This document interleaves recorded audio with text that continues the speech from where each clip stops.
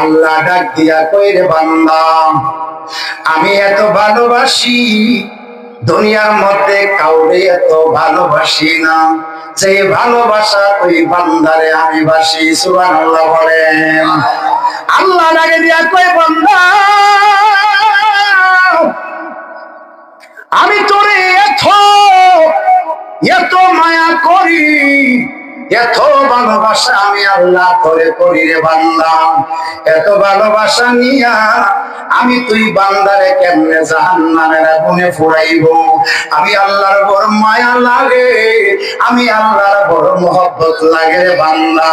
তুই যেন জাহান্নামে না যাস।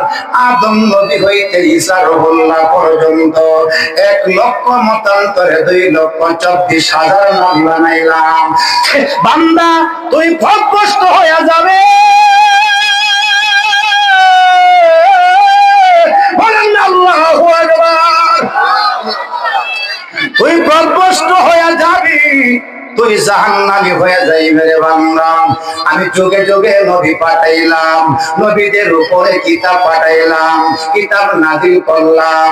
ওরা নবীরে মানবে, কিতাবের অনুসরণ করবে, জাহান্নামী হবে না। সুবহানাল্লাহ বলে।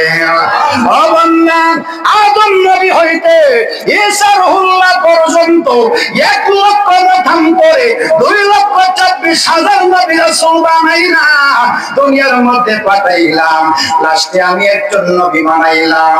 এই নবীটা সাধারণ নবী না, এই নবী ঈসা নবী না, এই নবী মুসা নবী না, ইব্রাহিম নবী না।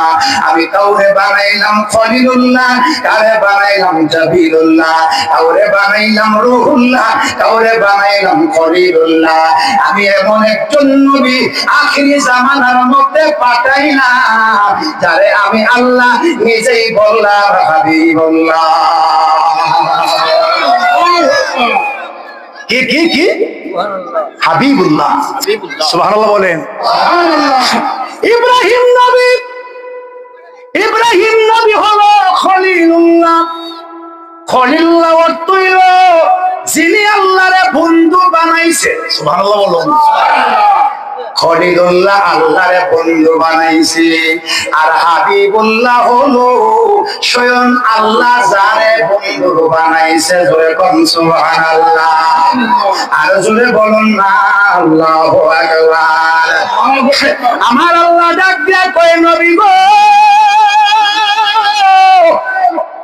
আল্লাহু আকবার বলেন না কেন?